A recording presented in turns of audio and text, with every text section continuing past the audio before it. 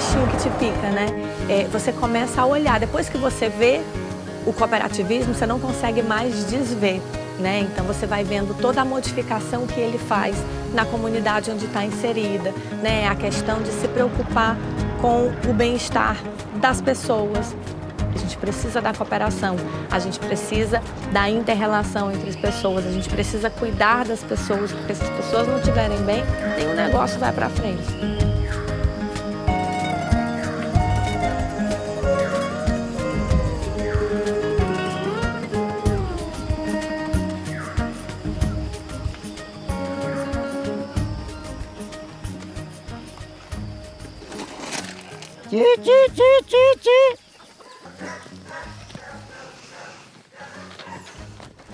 Nós aqui era o seringueiro, trabalhava na sombra, preservava a natureza, tirava tudo da floresta, o açaí, o abacate, o patoá, o porco do mato, o veado, estava tudo aí, né?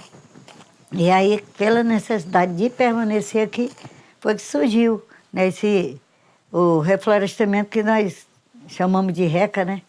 Reflorestamento econômico, consociado e adensado, porque ele se torna uma floresta, né? Realmente é uma floresta. Cheguei em 1973 aqui nessa região. Trabalhamos no seringal por muito tempo, com os seringueiros. Meu marido era seringueiro, mexia com borracha, né? Comprava borracha e vendia borracha para o patrão.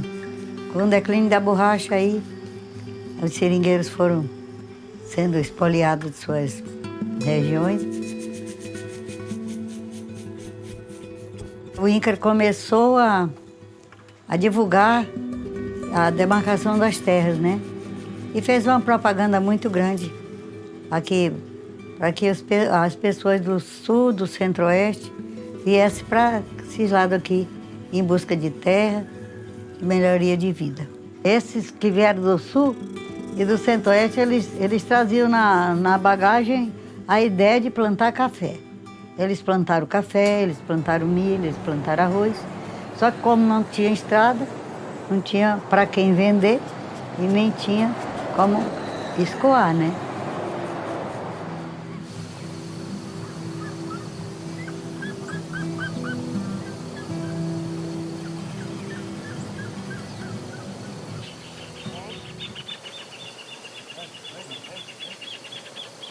Antes nós fazia queijo, fazia pouco queijo e vendia para o queijeiro. Você vendia o queijo branco, queijo queijeiro, ele vinha toda semana na fazenda, pegava o queijo, pega de vários produtores juntos e leva o queijo, não separa o queijo, não sabe de quem que é.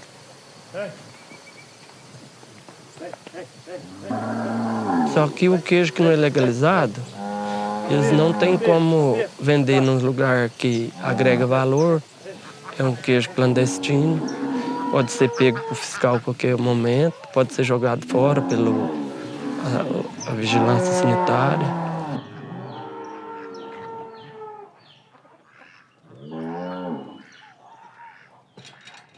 Então, na época, eu estava fazendo 30 queijos por semana e vendia esse queijo na faixa de R$6.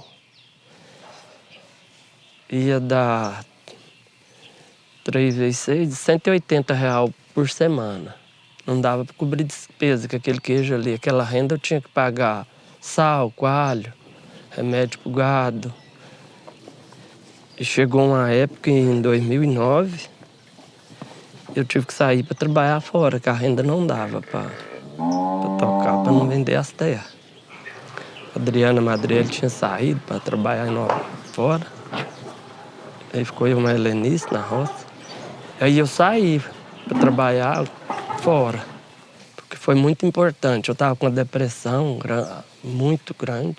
Peguei firme mesmo, de tarde que tá tudo arrebentado, a mão de calo de sangue.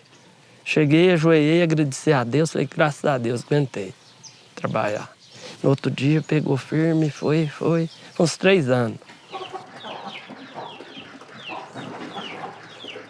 Eu até estava trabalhando para o Zé Mar, de servente, e ele me chamou para ir numa reunião lá no Cicobi. Aí lá tinha uns compradores de fora, que já conhecia ele, né? tinha até o Fernando da queijaria. Aí eu fiquei conhecendo o Fernando esse dia lá. Aí eu tinha um queijinho curado ali, eu chamei ele, falei com ele lá, se ele quisesse experimentar meu queijo, né? Ele falou assim, amanhã eu vou lá. Aí ele veio, experimentou o queijo, falou, Onésio, não vende esse queijo seu pra queijo não. Eu vou te pagar R$18. Aí foi uma...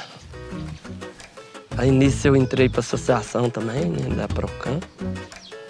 E fui trabalhando, juntando um dinheirinho, aumentando a zaca.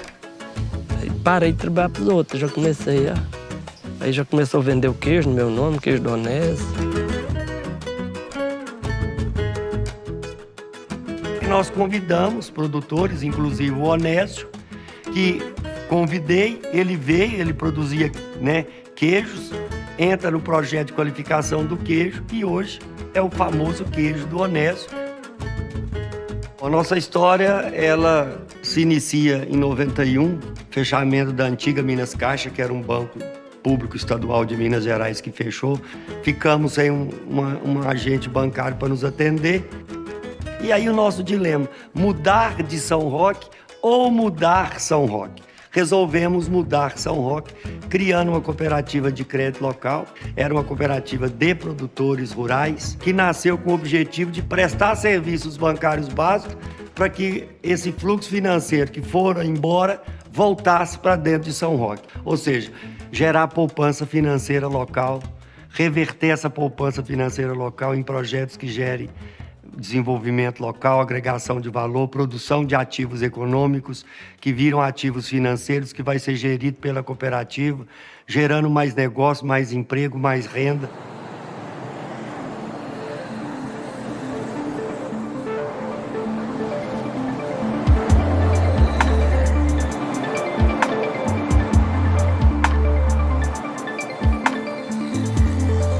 Em 1990, 91, eu conheci minha esposa. Eu era muito novo, eu só tinha 17 anos naquela época. Mas o fato foi que eu casei e em junho minha filha nasceu. Então naquela época o que a gente tinha era amor, a gente não tinha mais nada na vida. E quando foi em 97 eu tive um problema muito sério na minha vida, que eu me envolvi com um crime.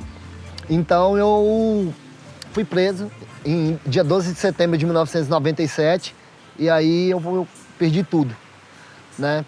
Fui embora, fui para a penitenciária daqui de Brasília e fiquei 8 anos e 1 mês preso. Tá pegando quem? É Gênesis, teu nome? 12 de outubro do ano de 2005 foi a primeira vez que eu vim para esse lado de cá de volta. Fui convidado, né, para fazer parte desse projeto, que era um projeto de uma cooperativa de reciclagem mesmo. Então, eu não tinha como não aceitar, era meio que imposição, sabe por quê? Porque a sociedade, a população, ela não quer ideia com o ex-presidiário. Então nós estamos aqui, nós vira catador, sabe por quê? Porque nós não temos outra chance na vida, irmão. Carlos, essa caçamba tá sobrando para botar? Tá sobrando? Eu fui para esse projeto, tinha uma ajuda de uma empresa particular. E aí, esse empresário encerrou as atividades dele aqui em Brasília, né? Ele foi embora e chamou a gente e falou, ó, se vocês sobreviver, que tocar com o que eu já dei pra vocês até hoje, vocês estão de parabéns, porque eu não posso dar nada. E a gente pirou, né? Porque naquela época ele dava 50 mil por mês. E a comida a gente já não dava mais pra ter, a gente cortou a cesta básica e falou o seguinte, ó, vamos agarrar na mão do outro aqui, porque a gente precisa tocar sozinho agora. Acabou o padrinho e vamos sobreviver com a venda do próprio material e com aquilo que a gente mesmo catar. Oi, Ana. Levou? O que é que achou? Fizemos. Semana vai melhorar, porque agora eu não recebia nada, não tinha recurso, não tinha nada aqui. Era só uma tenda que voava direto na cabeça da gente. E assim, um horizonte, tinha um horizonte ali. Eu sabia que eu ia chegar em algum lugar. Então aquilo foi me motivando, foi falando, ó, um dia a gente também vai ter essa estrutura.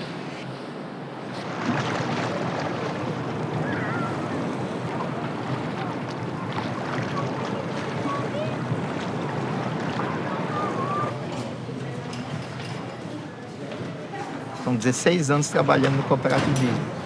Me encantou o modelo de negócio. Então eu volto lá no início da minha trajetória, quando eu comecei a estudar o cooperativismo e comecei a ver que aquele modelo de negócio que juntava o econômico e o social é aquele modelo que eu acreditava.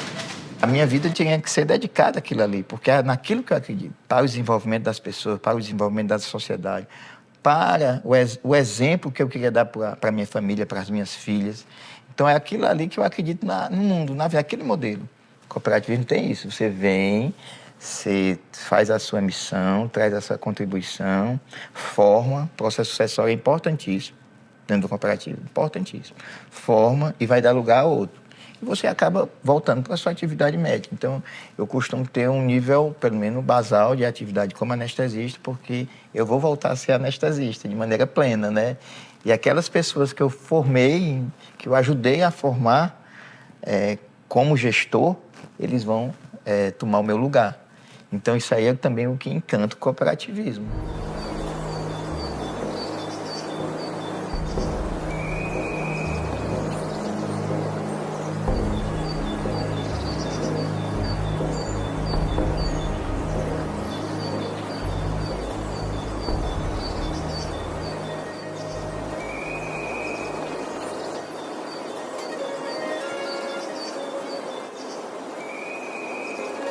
A gente sente muito, muito, muito amor mesmo. A gente olha para cada parreira, para cada cacho de uva, como se fosse um filho, né? Aquele cuidado diário, aquele olhar atento se tem que aumentar a dose de adubo, se assim tá bom, o que a planta está precisando, se está faltando água, se está chovendo demais, se está muito frio, A gente cuida realmente como se fosse um filho.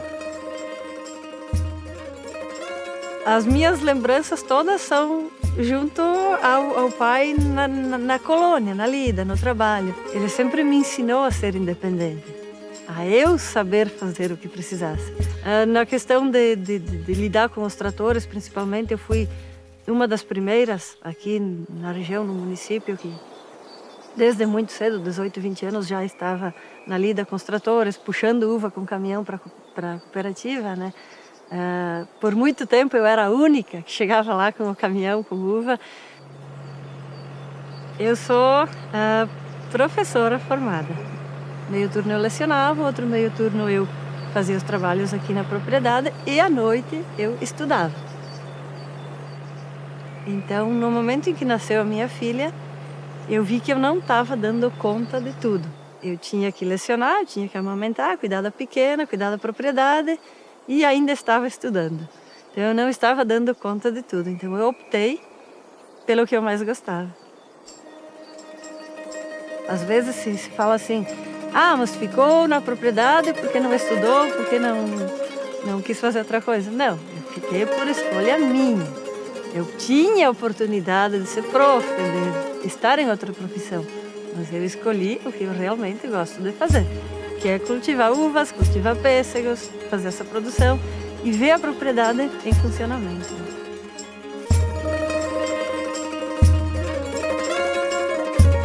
A Nova Aliança surge da união de 5 cooperativas iniciais. Essas 5 cooperativas estavam cada uma no seu município de origem. O meu avô, ele foi um dos sócios fundadores da cooperativa. Já se tinha parreirais de sobra, já sobrava essa produção que já se queria fazer essa comercialização da uva, vender esse excedente de uva. Então as famílias se unem para comprar os equipamentos, comprar as máquinas e começar a processar essas uvas, né? Fazer a industrialização do vinho. Quando surgiu em 2010, essa necessidade de modernização e de ter uma unidade de processamento de suco, é que as 5 cooperativas se unem para formar uma maior, que é o momento em que surge a marca e o nome Nova Aliança. Nós já fazíamos parte, cada uma no seu município, de cooperativas menores.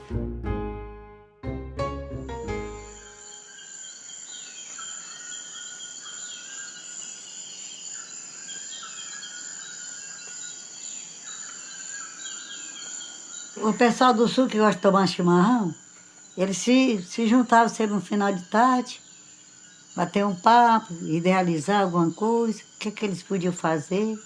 Café e milho hoje não dava, né? Feijão tampouco. Vamos ter que estudar um meio para permanecer e com algo que é daqui da região. Eles puseram no papel as ideias do Projeto REC. Vamos plantar cupuaçu, a pupunha e a castanheira, que são coisas da região. E ali foi o início.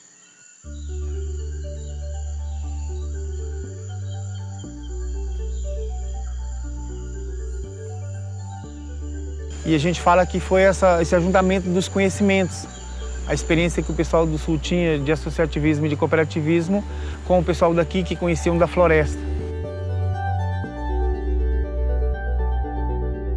Iniciamos o cupuaçu para produzir polpa. Na época o pessoal falava muito de pesquisar um cupuaçu sem semente. Não deu certo, ainda bem que não deu certo, porque hoje o grande negócio do cupuaçu é a semente. Porque da semente a gente faz o chocolate, a gente faz a manteiga. A natureza se encarregou de nos propiciar outros valores que foram agregados, eu acredito que de uma forma muito saudável e muito rica para o meio ambiente, né? E para a melhoria de qualidade de vida dos agricultores, e fez com que isso desse certo e foi também proporcionando o cultivo de outras culturas no meio desses sistemas agroflorestais, culturas amazônicas nativas da região, né?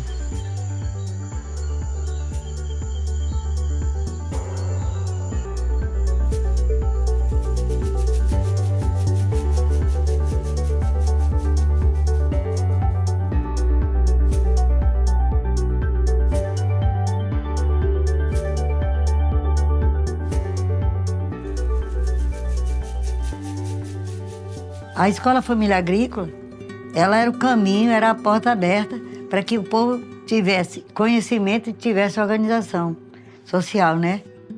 A nossa necessidade é que, quando o nosso filho terminava a 4ª série, ele tinha que sair. E a maioria saía e não voltava.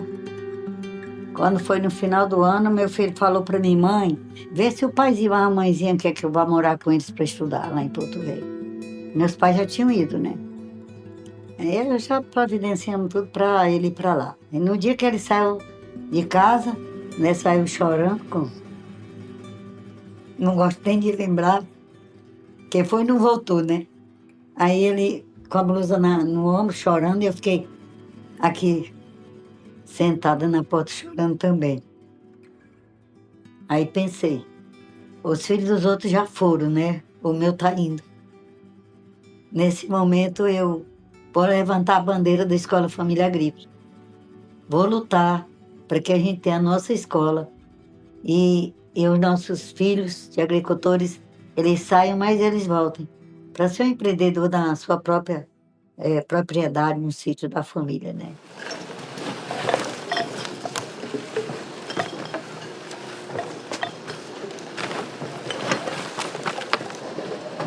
A gente começou a entender melhor o cooperativismo quando a gente se organizou melhor em rede. Nós temos 8 cooperativas que são filiadas à nossa rede. Cada cooperativa está numa cidade satélite aqui do DF. Das 8, 6 têm contrato de coleta seletiva. Todo esse material reciclável, se eu for vender ele sozinho aqui, eu vou demorar meses para juntar uma carga e vender. E ainda vou vender por um preço bem mais abaixo do mercado. A gente pega o material dessas 8 cooperativas e uma vez por semana, o que a gente demoraria 2 meses para vender, a gente vende uma vez por semana, de 15 em 15 dias no máximo, e vende todo o nosso material para a indústria com um preço muito maior do que a gente venderia para um atravessador aqui em Brasília mesmo. Se eu vendesse hoje a minha garrafa PET aqui no Distrito Federal, eu venderia por R$2. Ou eu vendo ela por R$4 em uma indústria que fica em Contagem, Minas Gerais.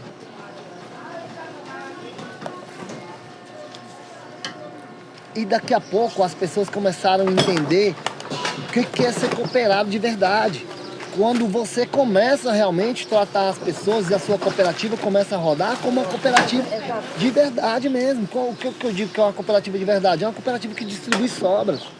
É uma cooperativa que atende à necessidade do cara e que trata ele como cooperado e não como empregado. a gente tenta melhorar a vida dos caras. Ah, porque é preso, ganha um salário mínimo. Não, aqui o cara ganha a grana igual que nem o outro. Se ele é preso, se ele não é, se ele é ex ou se ele é preso, não interessa. Se um ganha 1.000, o outro também ganha 1.000.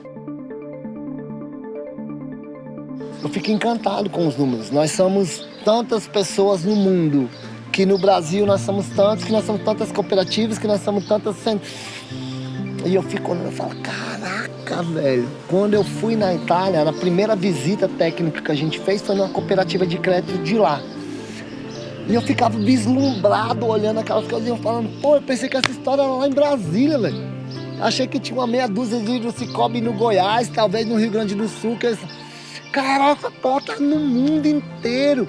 E começou lá com os caras lá de trás. Não, a gente aqui tá copiando eles. Então isso me encantou muito mais ainda. Então eu não tenho dúvida que o cooperativismo muda e transforma mesmo.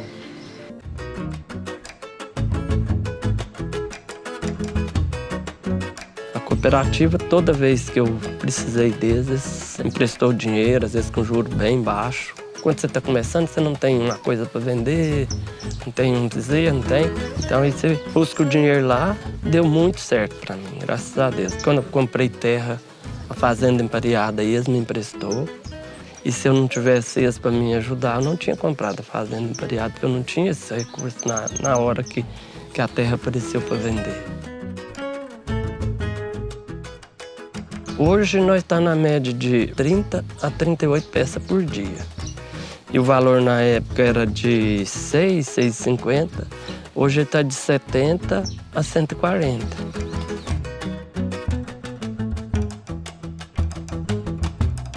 A minha irmã voltou para trabalhar na fazenda. Meu pai falou assim, não, vem me ajudar aqui na roça. E eu vim também.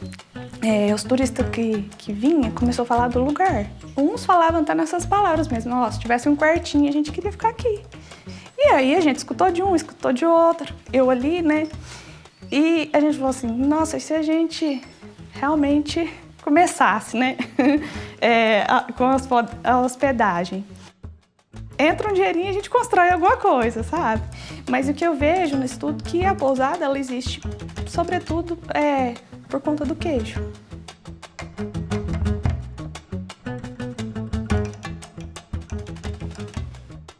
Ah, o vinho é muito importante. Tu sente aquele sabor de uva, aquele gostinho bom. Aí tu sente a alegria de tomar aquele vinho que tu produz mesmo, que tu sente animado do produto que tu produz, e tu toma aquele produto, vinho de qualidade. Ah, não tem coisa melhor. Aqui na propriedade, aqui na minha família, nós temos hoje pareiras com mais de 100 anos que foram cuidadas pelo meu avô, que foram cuidadas pelo meu pai, que estão sendo cuidadas por mim e que no futuro, quem sabe, meus filhos também levem adiante esses cuidados com os pareirais. Tenho em mente, eu e meu irmão, de seguir com essa questão da viticultura, porque sempre esteve na nossa história, no nosso sangue, né, essa questão da viticultura, tanto do meu bisavô, para o meu avô, agora para os meus pais. É um trabalho tão lindo, dá uma qualidade de um produto, levar para vários lugares, assim, o nosso produto dá um orgulho e não pode se acabar. O Sicredi é outra cooperativa que a gente participa, então é uma cooperativa financeira, no caso. Eles realmente desenvolvem os municípios, as regiões em que estão instalados. Até hoje, na comunidade, às vezes dão ventos fortes, temporais, e alguns pareirais vão ao chão, eles caem. E a única forma de erguer é a cooperação de toda a comunidade. Então se juntam lá 40, 50 pessoas para conseguir erguer o pareiral. É assim até hoje. Desde a montagem de um pareiral até trabalhos simples, até a construção de uma casa, as igrejas, os campanários que foram feitos em toda a nossa região, foram feitas com trabalho conjunto das pessoas, né? Pessoas que se unem com um objetivo comum, seja a construção de uma igreja, seja a montagem de um parreiral, seja a organização de uma festa. Toda essa organização de pessoas se ajudando, a gente herdou da nossa imigração italiana.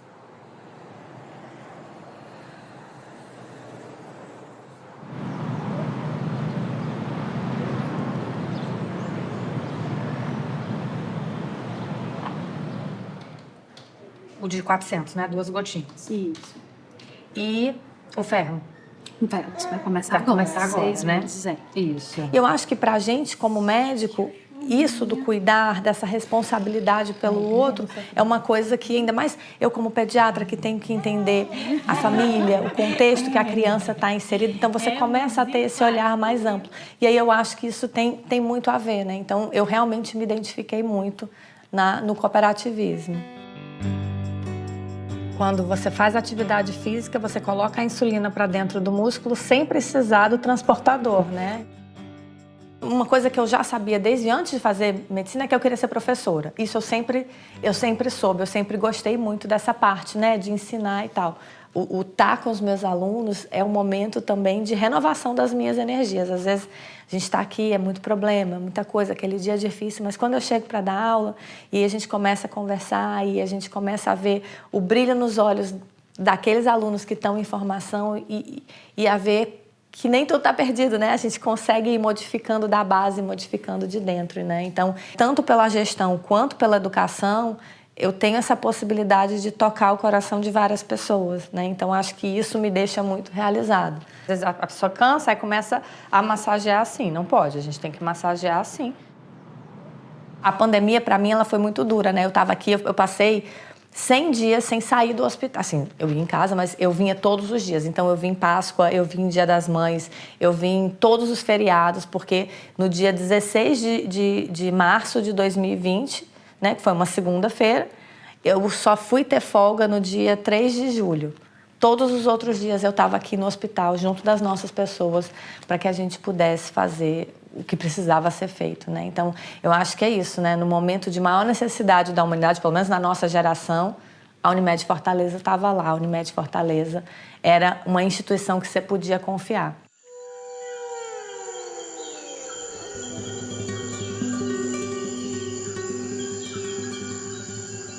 Eu, particularmente, tenho uma paixão muito grande pelo que eu faço aqui, uma paixão muito grande pelo RECA.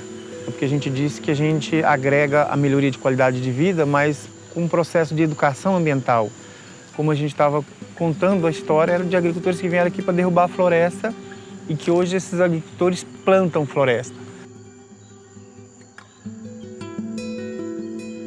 Já tem um ali, já tem uma madurando, já tem aquela pequenininha. Quando você tem a mentalidade de não olhar o seu umbigo, mas olhar o todo, isso é muito bom, é muito valoroso. E a cooperativa traz isso, esse grande valor, não só de poder econômico, mas social, né? Estou numa organização que eu vi nascer, crescer, de vento em pouco, né?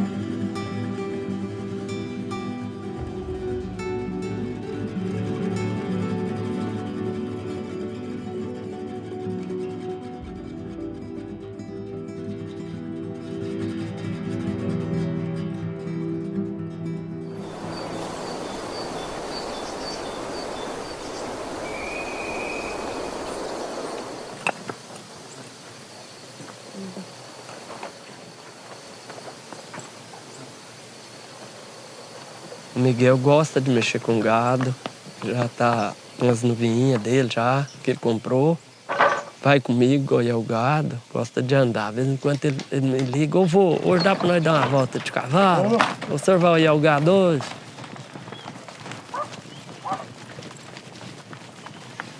Ah, isso pra mim é um milagre de Deus, né? De ver a família tudo em bom caminho e estar satisfeita junto, né? É uma graça de Deus. A gente viu meu pai e minha mãe passando muita dificuldade para lá, mesmo trabalhando bastante, as coisas eram muito difíceis. E com a valorização do queijo e o aumento do turismo, hoje a gente enxerga outro cenário, né? A gente já tem já tem outra visão. E de poder estar aqui, de fazer acontecer em São Roque as coisas, né? De sentir orgulho quando sai lá fora, onde se mora? Mora em São Roque, lá na Serra da Canastra. Falar isso com satisfação. Para mim, cooperativismo é um estilo de vida. É um modelo econômico-social capaz de gerar prosperidade local, melhorando a qualidade de vida da sua comunidade, do seu povo, com sustentabilidade. Soma esforços, multiplica o resultado e divide o resultado para a comunidade. Portanto, um modelo matematicamente mais justo que gera felicidade.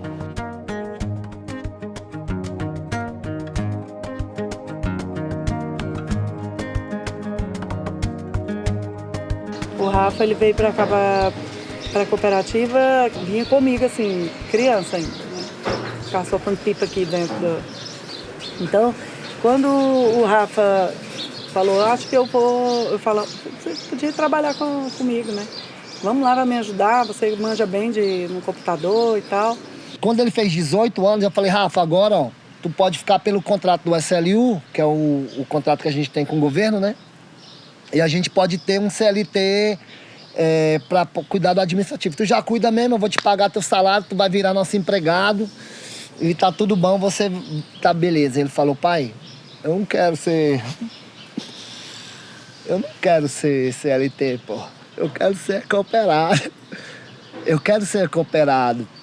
E aí o Rafa hoje está fazendo um curso de cooperativismo na Católica, que a gente conseguiu montar uma turma de catador e filho de catador para fazer esses 2 anos de curso na Católica. E o Rafa tá lá.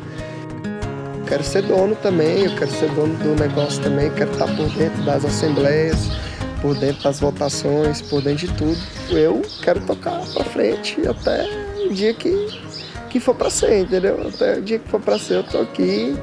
Eu gosto, para mim é isso, cooperativa mesmo. A permanência das famílias na propriedade rural e a permanência do cultivo de uvas passa muito por esses sistemas cooperativos. Nós temos hoje uma cooperativa grande, né, que abraça mais de 600 famílias em 5 municípios e em cada garrafa que chega para o consumidor, seja de suco, seja de vinho, seja de espumante, por trás dessa garrafa tem toda uma história de uma família, de uma geração inteira que está na propriedade. Tem o trabalho, tem a dedicação, tem o amor pelo cultivo das uvas. E o que mais nos deixa feliz é escutar alguém que gosta do nosso vinho, que gosta do nosso espumante, que gosta do nosso suco, porque aí é uma realização pessoal e profissional para cada cooperado.